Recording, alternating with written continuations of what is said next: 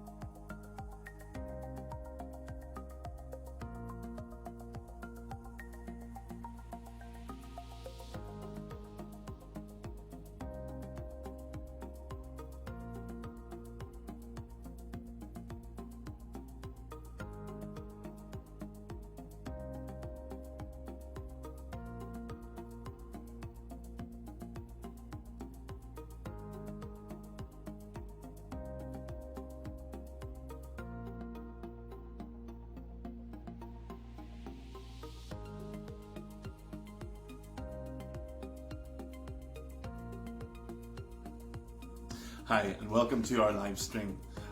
We'll be starting shortly, but let me just encourage you to tune in, to get comfortable, and we really hope that you have a blessed experience worshiping with us this morning or whenever you're tuning into this.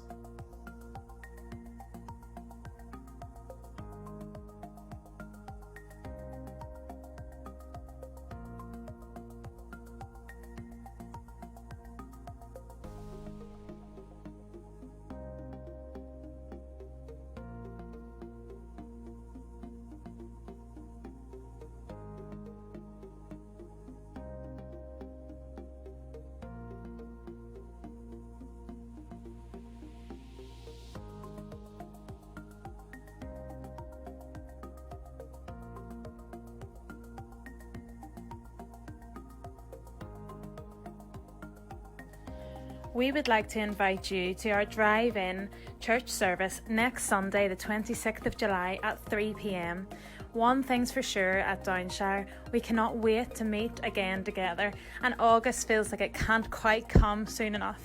And so we will be meeting next Sunday, gates open at 2:30, the service will be at 3 p.m. Come along in your car, park up and get comfortable.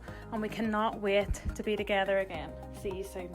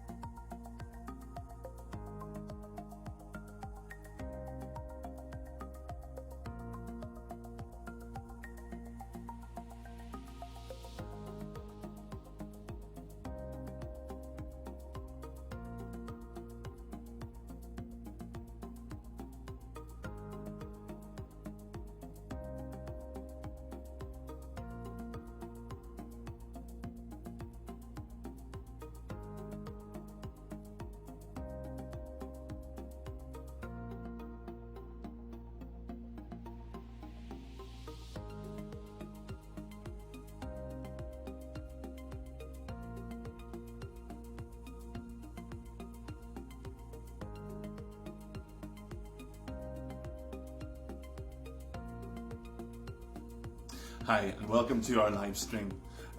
We'll be starting shortly, but let me just encourage you to tune in, to get comfortable, and we really hope that you have a blessed experience worshiping with us this morning, or whenever you're tuning into this.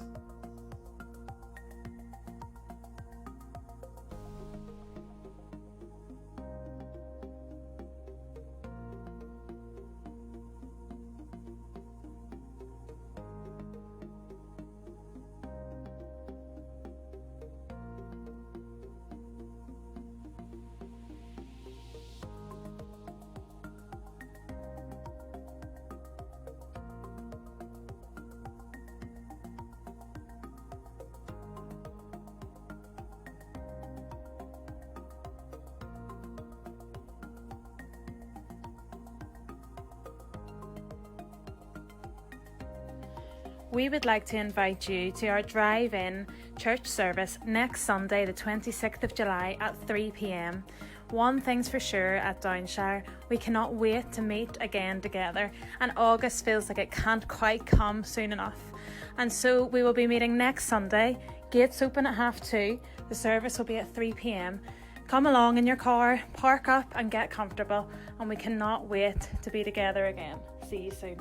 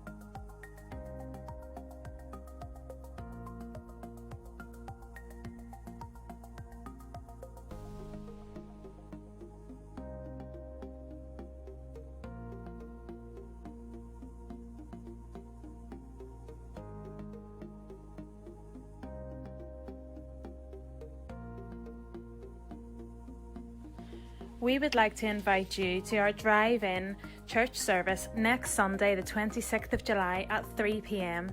One thing's for sure at Downshire, we cannot wait to meet again together, and August feels like it can't quite come soon enough. And so we will be meeting next Sunday, gates open at 2:30, the service will be at 3 p.m.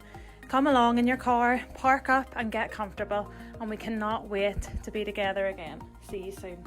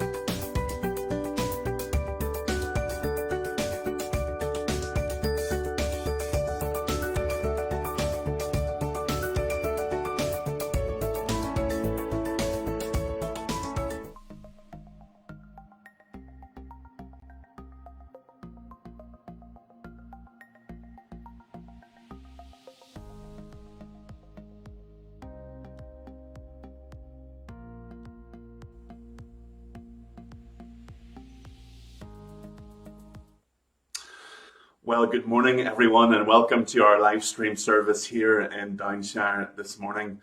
Let me welcome you, whether you're a member of our congregation or worshipping with us further afield. We just want to welcome you. You're so welcome among us. Just on a personal note, if you're a part of our congregation, you'll know that this is my first Sunday back after taking paternity leave after the birth of my firstborn son, Isaac. Isaac was born almost 2 weeks ago. Mum and baby are doing amazing, and really we have been so overwhelmed by the generosity and love that has been shown by our church family. It means so much to us to be part of such a loving community and family, and so we have been inundated with meals and gifts and warm wishes, so thank you for them all. It really has meant quite a lot to us, and we really are very grateful to you. Just a few announcements. First of all, the most important is that we start back into our physical meetings next week. We're excited about this. It's going to be a time of change, but we are expectant about how God is going to use a new season to bring about glory to his kingdom. Hopefully you've received a message from your elder indicating your allotted Sunday, but if you haven't, then please do get in touch with us through the website, or do get in touch with your elder. We're looking forward to that. Just to reiterate, a small subsection of our church will be invited each Sunday, but we will still be live streaming the service with all of its components to folk back home. And hopefully this will be a more meaningful time, even as we get to meet in such smaller numbers. And so keep an eye out this week for any more details about that. Then also we have our car park service later on today. The car park will open at 2:30, and the service will begin promptly at 3 p.m.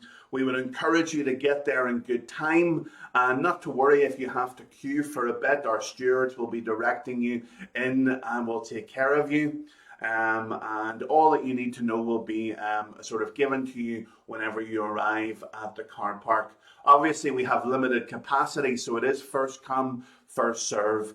And so we look forward to seeing the car park full for a service of worship there this afternoon. Okay. Come rain or shine, we will be doing it. So even if I'm soaked, I will be still preaching, and we will still have praise and prayer. So please do join us. Opens at 2:30, service beginning at 3. Also, I'm sure, ladies, you have seen that our Strawberry Saturday, unfortunately, it wasn't able to go ahead yesterday, and it has been rescheduled for the 15th of August. So hopefully the weather will be a little bit kinder to us then, and we trust that it'll give actually more time for women to get involved in that. But we come to worship God. This last Sunday, where I'm worshiping in the manse room, and next week I look forward to being back amongst God's people. And Psalm 46 says, God is our refuge and strength, an ever-present help in trouble.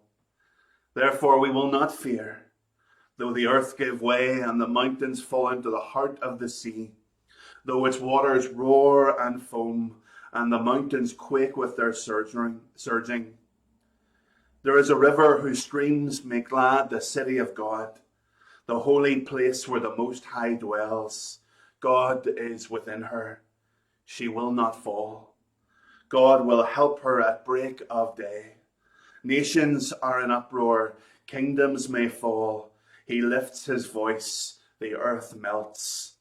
The Lord Almighty is with us. The God of Jacob is our fortress. Let's hand over to Adam and Christy now as they lead us in praising this God, our Father.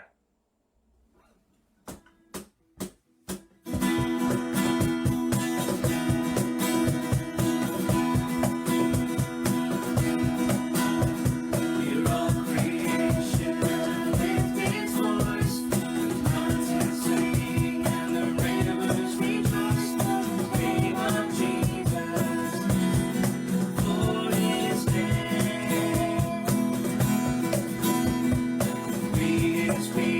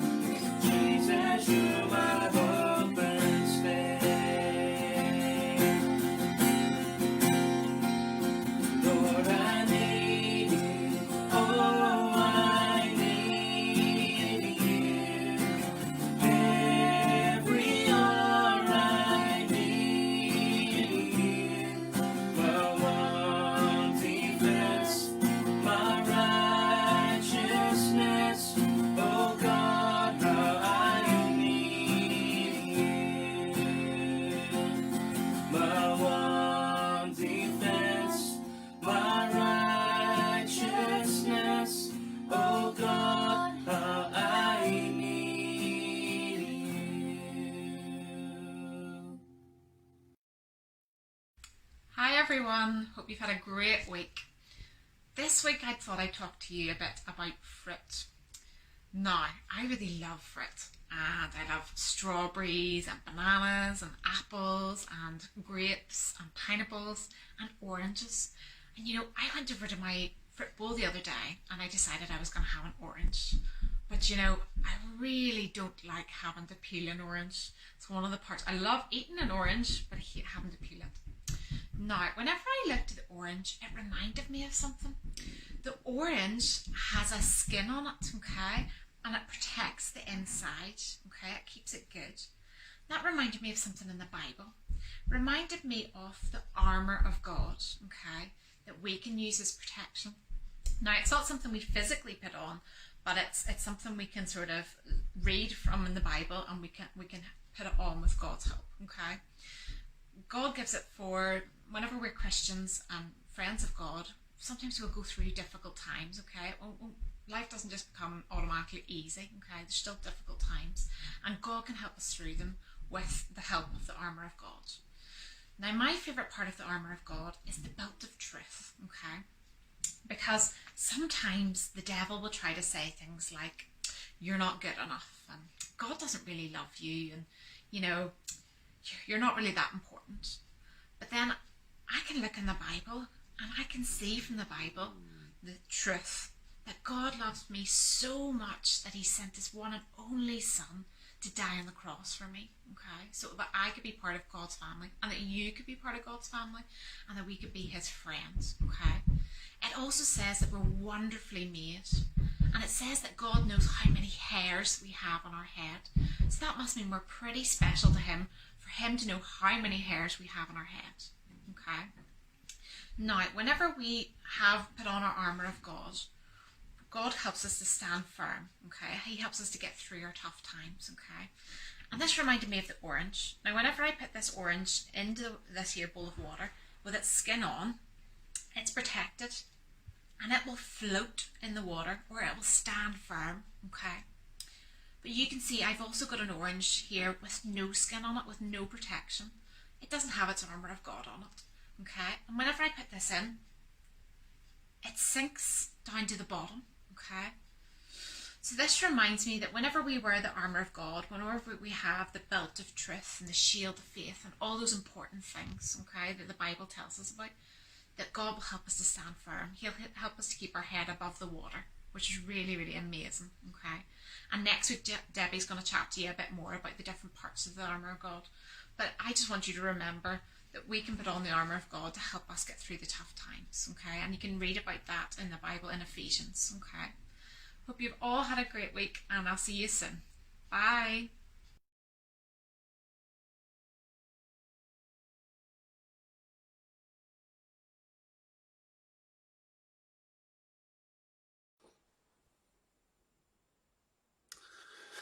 Brilliant. Thanks to Adam and Christine, and also to Hannah for taking part in our live stream here this morning. Let's come and let us pray together this Sunday morning. Father God, as we come into your presence, we come as your children, knowing that all who call on the name of Jesus and proclaim that Jesus Christ is Lord become your sons and daughters. And that is the only thing that brings true life and light and joy into a world that is increasingly dark. Lord, this reality of being your children is the only thing that promises that the best is yet to come. That not even death will have the final say in our lives, but that you have set us apart for eternity, to live, to breathe, and to worship you. Lord, wherever we are today, we pray that the promises of Jesus, no more guilt, no more shame, that we have a hope that extends beyond the horizon, that these promises would settle deep into the heart, that we would cling to them even whenever hope seems far off. That we would know that even when you seem distant, Lord, you are still closer than our shadow. Because your promises, Lord, are like solid granite. They are immovable. They are unshakable. You have promised that you will never leave us nor forsake us. You have promised that you will shepherd us even through the valleys of dark times. You will be with us. Lord, we pray for your church all around the world as it seeks to navigate an increasingly hostile environment, as it seeks to love COVID-ridden communities, as it seeks to deal with hostile governments and communities. Lord, as churches will meet today in fear, we pray, Lord, that you would be their fortress, that they would cling to your promises, that even in the midst of hardship, that they would still be able to sing with the joy of what it is to be a son and a daughter of Jesus. Lord, we pray that you would speak to us and inspire us. As we dive into your word, Lord, may you convict us and reassure us of your great love and mercy. Give us courage to be pioneers as we look towards the future, as we look to return to physically meeting. Even in some senses, Lord, we pray that you would give us a new vision for what might come, that you might make us pioneers of your kingdom, adventurers. Lord, we pray that we would be explorers, guided by you. And the days that come, Lord, we praise you for your goodness to us. You have been faithful for so long. We know you will be faithful tomorrow. In Jesus' name, amen.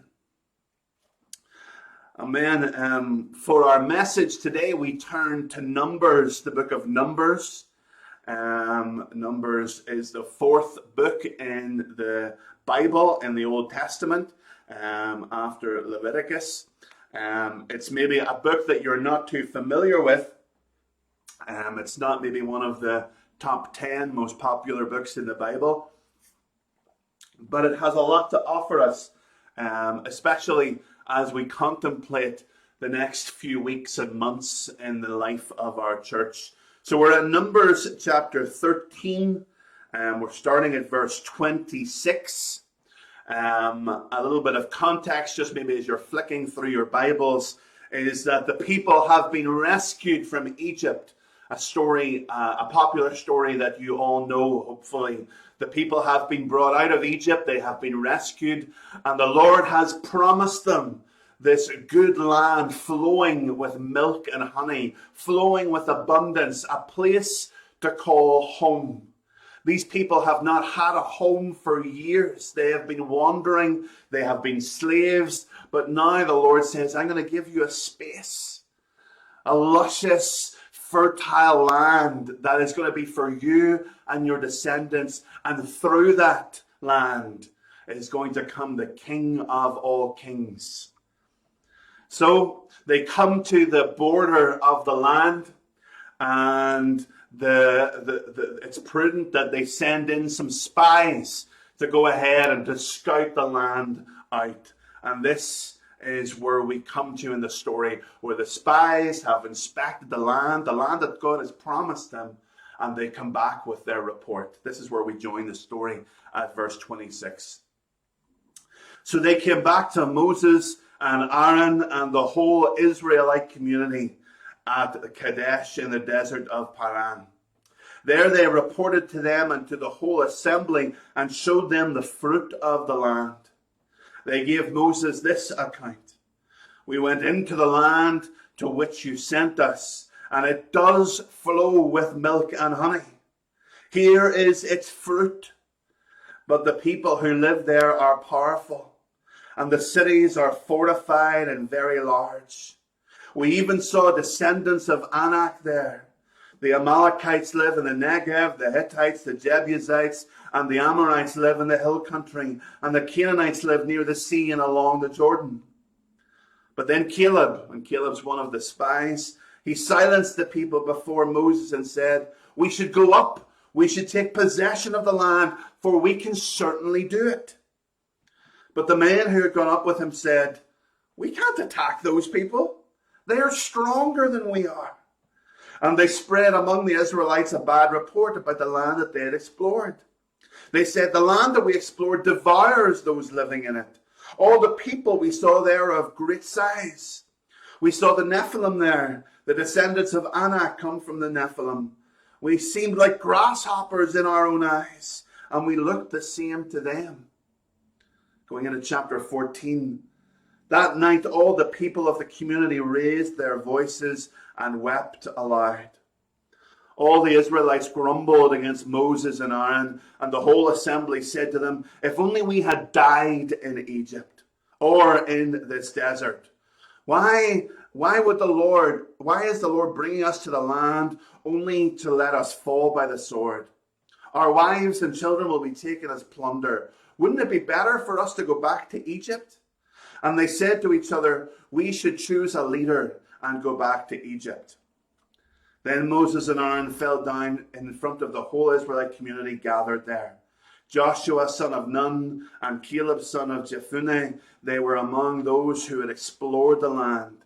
They tore their clothes and said to the entire Israelite assembly, "The land we passed through and explored is exceedingly good.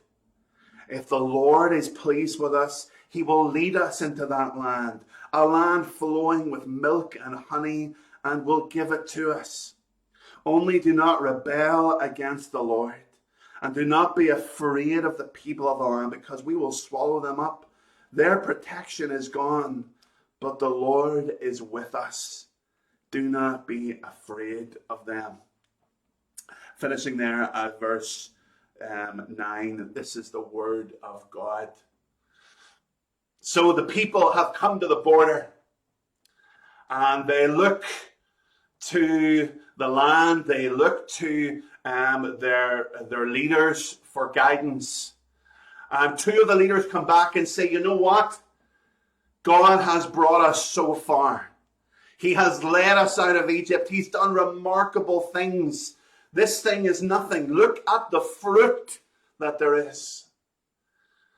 But the other 10 come back and they say, "Yeah, there's fruit. But there's lions, there's tigers, and there's bears. There are giants in that place.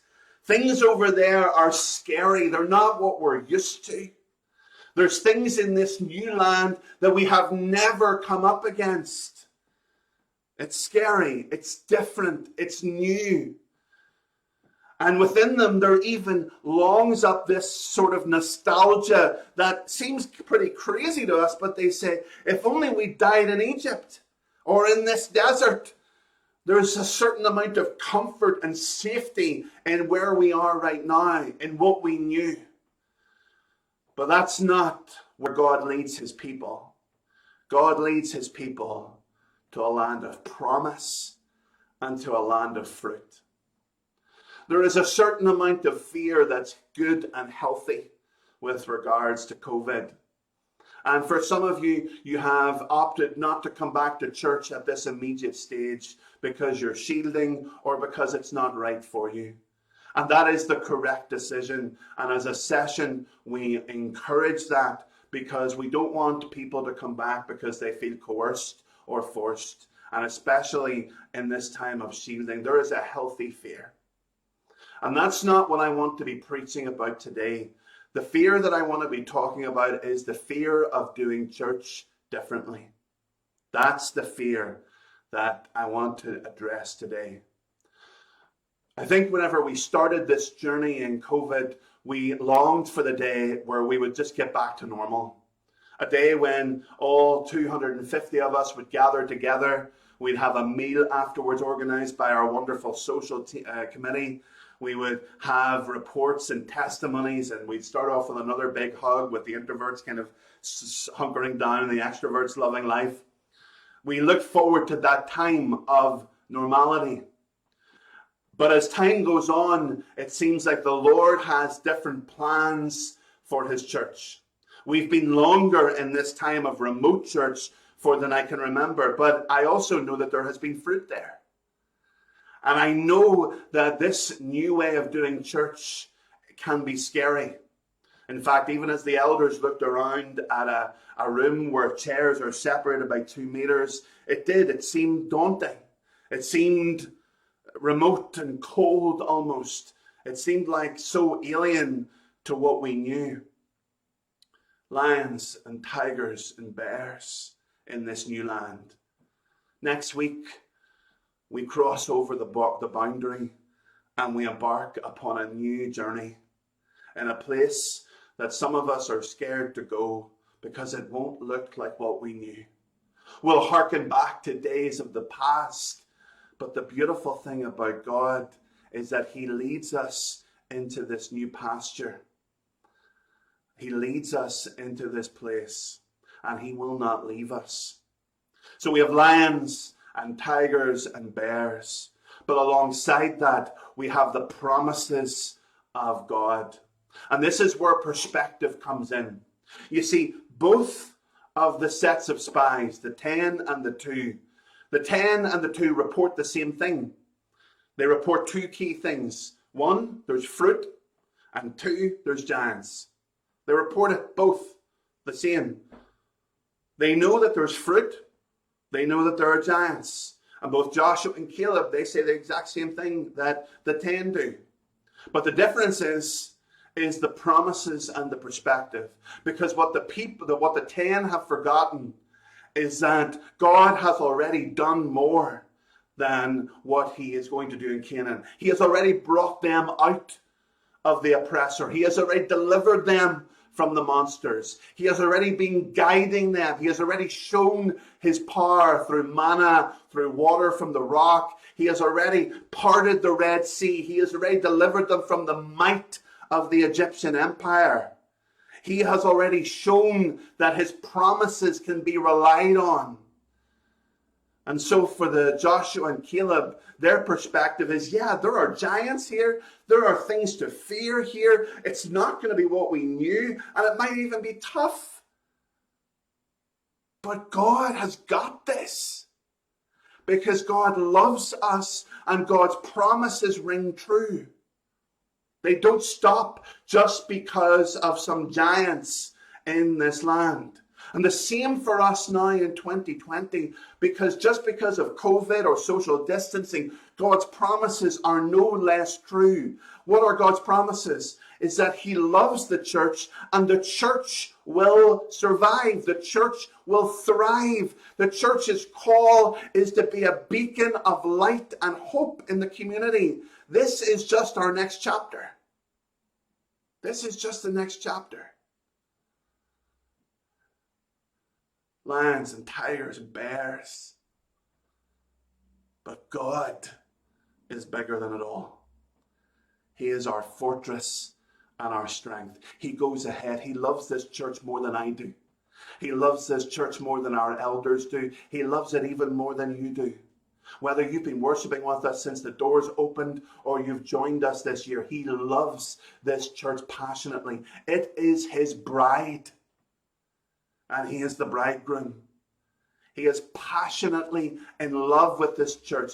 He is passionately in love with Downshire. He loves us and he has a plan to bring us to a land of fruit, of milk and of honey. There is fruit in these next weeks and months. It won't look the way it did, but there is so much fruit to be had. We need you. You see, it's all very well for 2 men or 10 men to come back, but the crucial thing here is where the people go. And the people choose to stay in a place of fear with regards to the next steps. Without you, we can do nothing.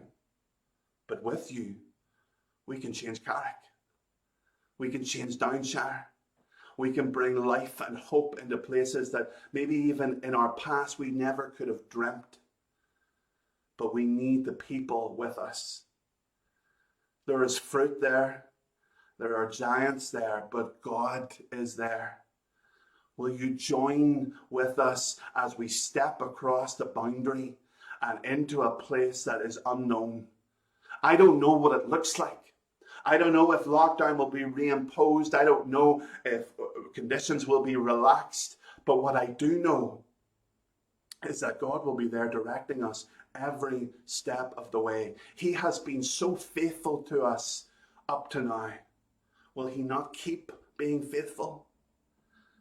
Over the journey that we've had as a church, he has added to our number. We've seen baptisms. We've seen people coming to faith. We've just finished our Alpha course. We've been reaching people through our live stream that we've never thought we could reach. Maybe you right now are being spoken to because you feel, I need to do something with my life. Come to our worship services. There will always be seats for visitors in the hope that visitors become family. I don't know what the next chapter looks like, but I do know that no matter what monsters there are, no matter how fearful we might be, God goes ahead of us. The last verse, their protection is gone, but the Lord is with us. Do not be afraid. So whether you're worshiping with us at home next week, or whether you're in our building, and this is important, just because you may be shielding or you may not feel comfortable being part of worship, please do not feel like you're any less part of this journey. We need you.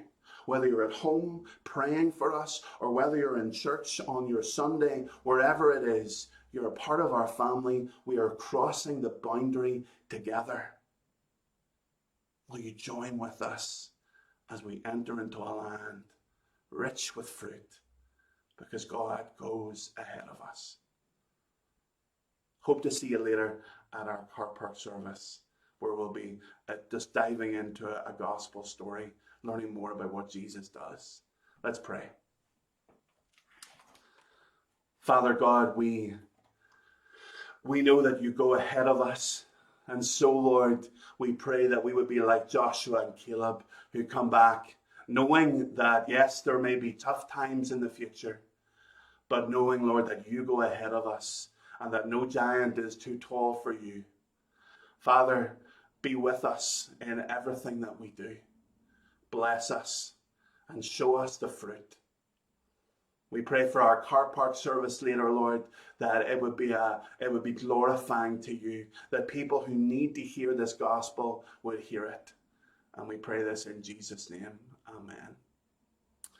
Just before Adam and Christine come, just a note to say we will be live streaming our car park service as well, so you can still catch it if you don't manage to get out with us. Okay, over to Adam and Christine.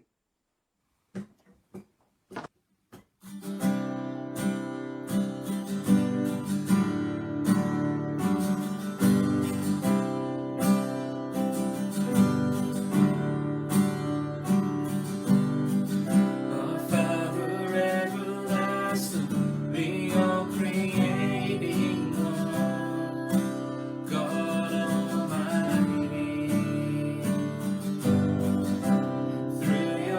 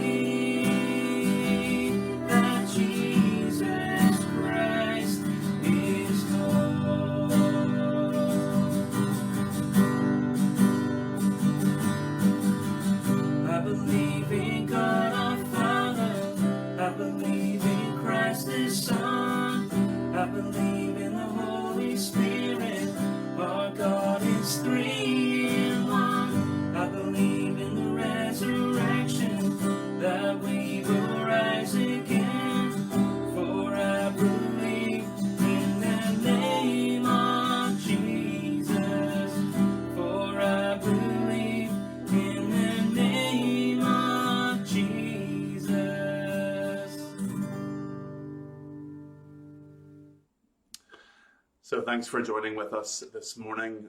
We look forward to hopefully seeing you later on at 3 or next week via our live stream or via our in-church service. Please pray for us this week as we try to make the church as safe as possible, as we do all the kind of logistical stuff. And again, whether you're at home next week shielding, or just because it's not your Sunday, or whether you're with us in person, we are one family united. Let's share the benediction together as that one family. May the grace of the Lord Jesus Christ, the love of God, and the fellowship of the Holy Spirit be with you all, now and forevermore. Amen.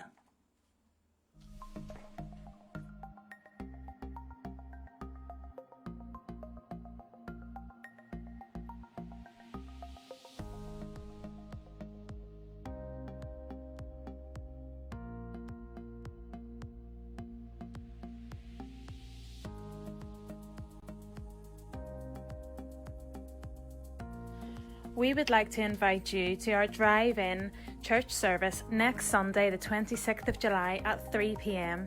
One thing's for sure at Downshire, we cannot wait to meet again together, and August feels like it can't quite come soon enough. And so we will be meeting next Sunday, gates open at 2:30, the service will be at 3 p.m.